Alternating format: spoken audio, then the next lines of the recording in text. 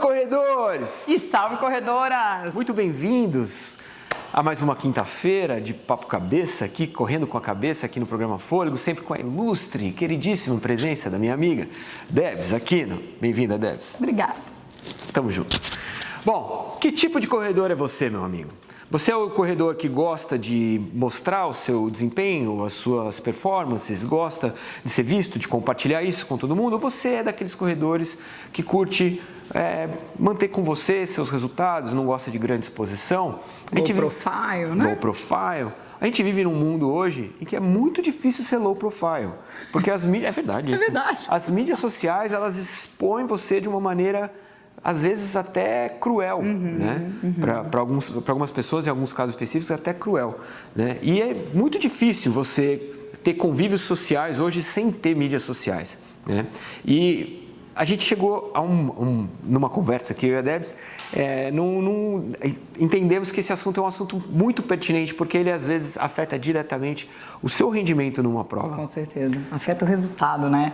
Eu acho que a gente pode até começar falando do exemplo que eu dei para o Gustavo, quando a gente começou a pensar nesse assunto, do exemplo que eu dei para ele. Quando eu fui para Berlim em 2013, fomos eu, o Fábio e mais uma amiga nossa, que ela viaja o mundo inteiro fazendo maratonas. Só que o negócio dela é viajar o mundo inteiro para fazer um run tour, né? Então ela corre a maratona... E vai curtir o lugar. Então, assim, ela... Conheço um cara que fazia isso também. Pois é, né? Você vê. Tem mulher também que faz isso. Que faz, lógico. Né? E aí, quando a gente foi para Berlim, eu tinha ido focada, que eu queria fazer tempo, eu queria fazer 3:30 naquela prova de qualquer jeito e tal. Então, Berlim, eu só lembro da Blue Line. É a única coisa que eu lembro, e do portão, que eu cheguei lá embaixo do portão e parei, né, achando que tinha acabado a prova e tal. É real isso? É real, você não sabe essa história? Eu não sabia disso, cara. Você não sabe?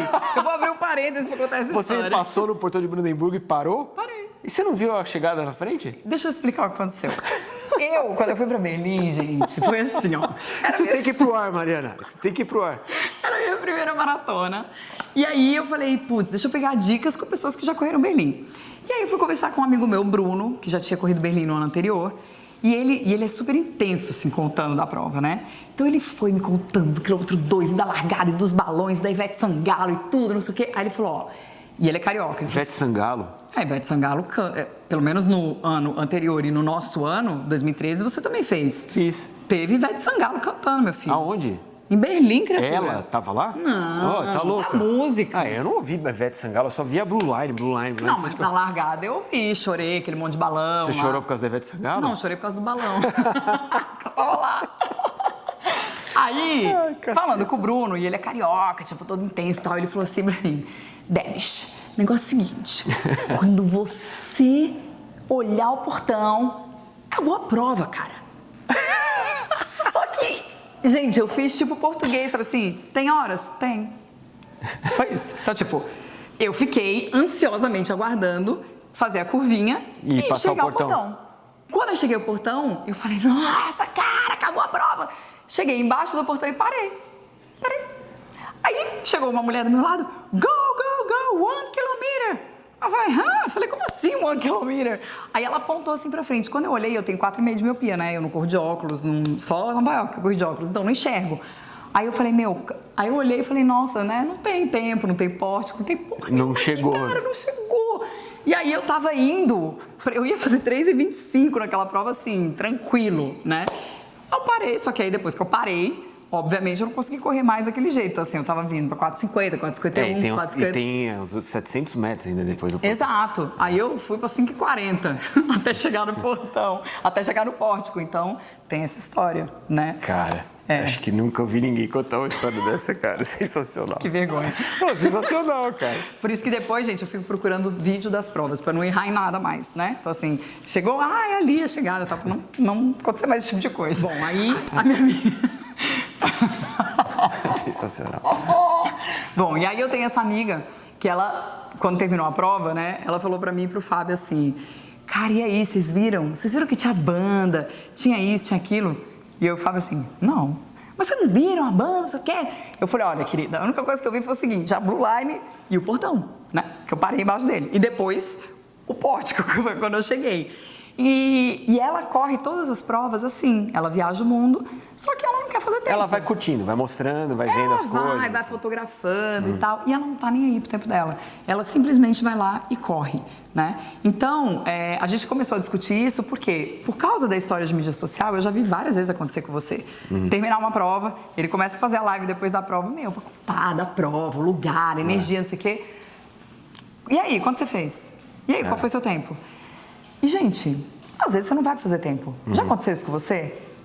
Fala pra mim. Não, é um negócio assim, isso acontece muito comigo, porque, na verdade, as pessoas sabem que eu tô lá correndo a prova, então é uma pergunta recorrente, essa pergunta faz parte do imaginário do corredor. Ele corre, quando o cara termina a prova, ele quer saber se o cara foi bem. Você foi bem? Quanto tempo você fez? Mas, cara, pra mim, que não estou lá correndo para tempo normalmente, nas últimas 60 maratonas eu corri para mostrar no programa Fôlego, é uma resposta que normalmente eu nem dou. Já percebi. Eu não dou essa resposta. O cara ele faz o louco. Não, faz de conta que eu não recebi. Faz o egípcio. Até porque não era objetivo. Sim. Mas isso é uma ação direta da mídia social em cima do seu resultado. No meu caso, não me afeta. Eu vou lá correr, eu faço o tempo que tenho que fazer, às vezes ele é alto, às vezes ele é baixo. Até porque seu objetivo é outro. O meu objetivo é mostrar com competência, né, ser ouvido, que você entenda o que eu falo. Até agora era esse o meu objetivo. Mas eu sei que tem muita gente que essa expectativa da mídia social, dos amigos, dos treinadores, dos companheiros de assessoria, essa expectativa afeta. Porque o cara ele não quer ter essa cobrança. Essa cobrança é um peso que ele não quer carregar. Exato. E às vezes carrega, e se não carregasse, às vezes seria o resultado seria melhor. Às vezes, correr com menos pressão, você corre melhor, você corre com mais tranquilidade. A gente estava até conversando sobre isso, né? Então, assim, antigamente, gente, eu comecei a correr na época que não tinha nem Garmin. Tipo, você corria lá com aquele cronômetro. Não pode falar isso, é igual falar que você tinha SIC. Sabe como é o SIC? Você fala SIC porque você tem mais de 40. Então, não pode falar que você 43. Corria, não tinha Garmin. Não pode falar isso. Corria de short de algodão, sabe? Era assim. E não tinha essa história, né? Você olhava seu tempo no site oficial da prova depois, né? Ou papelzinho pregado ali, se era uma prova assim menorzinha e tal. Hoje você tem essa história de que você pode acompanhar o corredor online. Então, a gente estava conversando sobre isso. Eu perguntei pro Gustavo, falei, alguma vez você já se sentiu, tipo, no meio da prova, pressionado, porque você sabe que tem aquele monte de gente, pô, você tem um monte de seguidor, né? Milhares de seguidores. Então, alguma vez você já se sentiu pressionado em relação a isso? Então, tipo, você fala assim, pô, eu queria abandonar essa prova, mas, ai, cara, tem um monte de gente lá me acompanhando no bonequinho, então não vou abandonar. Já aconteceu alguma vez isso? Eu nunca pensei em... quando eu abandonei é porque realmente não tinha condições de continuar, porque lesão, etc. Mas, assim, eu nunca passou pela minha cabeça, eu quero parar, vou parar. Porque eu tenho que terminar. Para mim, a linha de chegada é o ponto final da minha gravação, então eu preciso chegar até ali. Mas assim, já aconteceu de eu ir para uma prova querendo fazer um tempo mais bacana. Tipo, em Tóquio, no ano passado, eu estava bem, estava fininho, não sei o quê. Eu falei assim, hoje eu quero fazer abaixo de 3h40, gravando. E não é fácil, é difícil. Sim. Tem que parar, correr contra. Não, é desafiador. Ótimo. É muito desafiador. Assisti semana passada? Assisti. Vou deixar o link aqui embaixo. Então, como eu falei isso antes, a hora que eu estava na prova, quando chegou lá no quilômetro 30 e pouco, me deu aquela quebradeira. Eu falei assim, cara, eu falei pra galera que eu ia tentar fazer um tempo bom. Se eu fizer um tempo alto, a galera vai falar, pô, o que aconteceu? Então aí, isso é uma pressão externa, que nem sempre faz bem. Para mim, por exemplo, não faz bem. Eu acho que para a maioria das pessoas também não deve fazer bem. Se isso é uma cobrança que não vem de você, que vem do outro, não é uma coisa que deve ser bacana, né? Não é uma coisa que, se você digere mal essa cobrança, pode ser muito ruim. Exatamente. E aí vem a pergunta, né? Você tem que saber o tipo de corredor que você é para você correr do jeito que você quer correr. Então, assim, o que eu vejo muito, né? Atendo, sei lá, os processos de coaching esportivo, às vezes a pessoa chega naquela cobrança assim, não, porque eu tenho que fazer Boston, eu tenho que fazer as Six Majors. Daí eu falo, tá bom, primeiro para. Você tem que fazer ou você quer fazer? Quem está dizendo que você tem que fazer? Né? A gente já falou isso no outro vídeo, assim, você ter que fazer alguma coisa, ou você precisar fazer alguma coisa, é uma obrigação. Então te soa como aquele negócio assim, cara, é um peso, é uma mochila. É uma bigorna que você carrega. Exato, nas costas. Você bota uma mochila ali nas costas e você vai carregar, sabe? Você carrega a mochila e você não larga mais ela. E você leva até para sua maratona. Então primeiro você precisa saber que tipo de corredor você é, o que você quer fazer, não o que você tem que fazer. Porque quando você quer fazer alguma coisa, é outra história. Sim.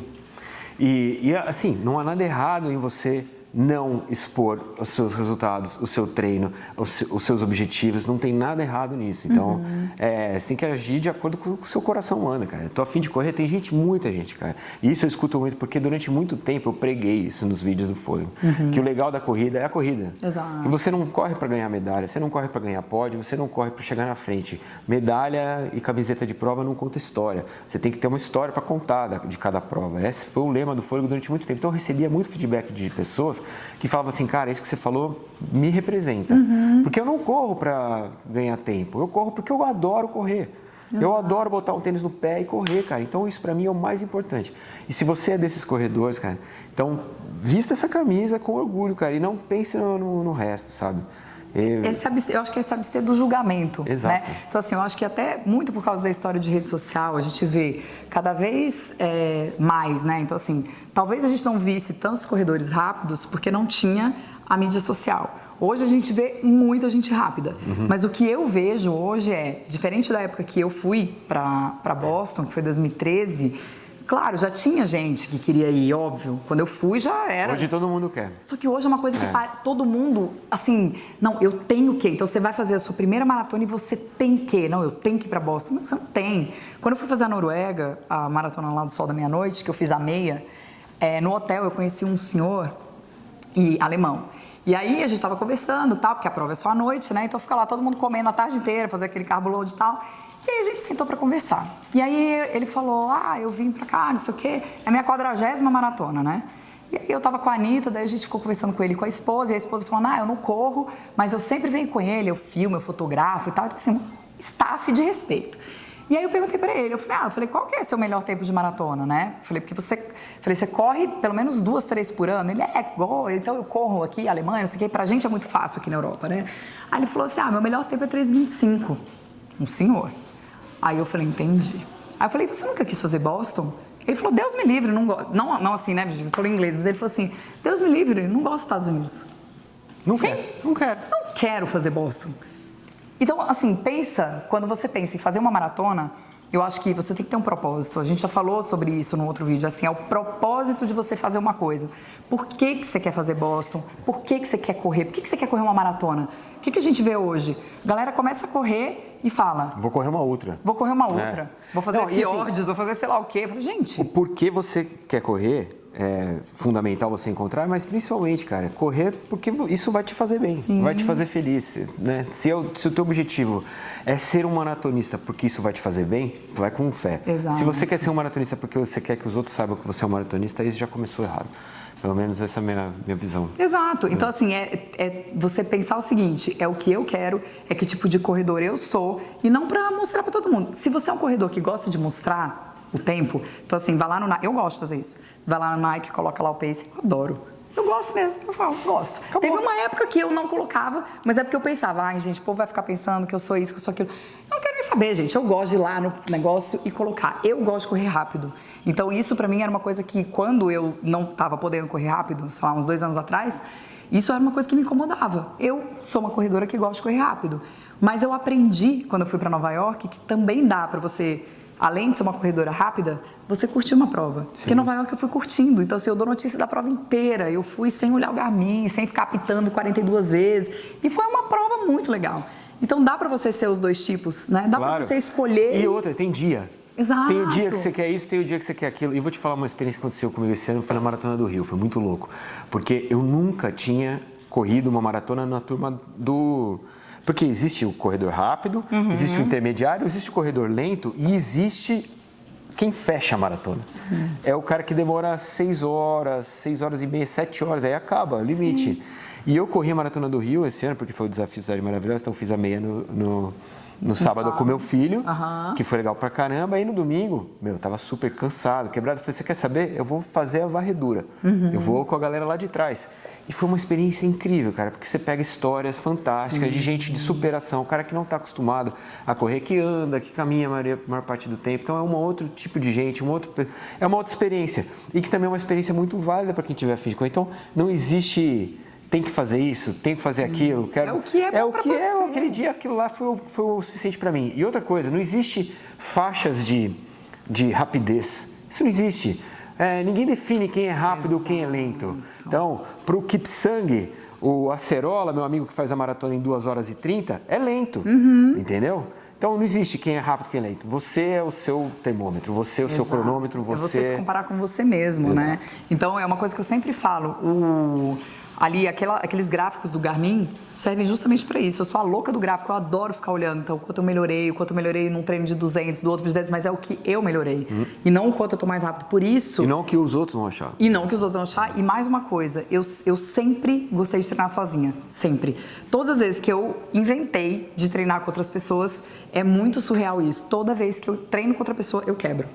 Toda vez. Porque eu começo a pensar no que a pessoa tá pensando, no que eu vou pensar... Então, eu gosto de correr sozinha. Ah, mas Debs, toda vez eu te vejo lá sozinha, morrendo, fazendo treino de tiro no Ibira, 5 da manhã. Pois é, gente, é isso. É a fórmula dela. É a minha fórmula. Então, assim, eu gosto de correr sozinha e pra mim é o que funciona. Então, assim, a pergunta é, o que funciona pra você? E às vezes o resultado que você vem obtendo é justamente porque você não sabe que tipo de corredor você é, né? Tá se deixando levar pelos coleguinhas ali do Instagram e tal, complicado.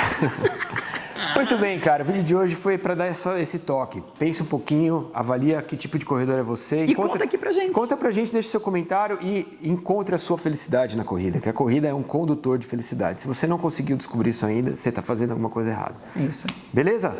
Valeu, Debs Aquino. Obrigada. Até a próxima. Até quinta que vem. Tchau.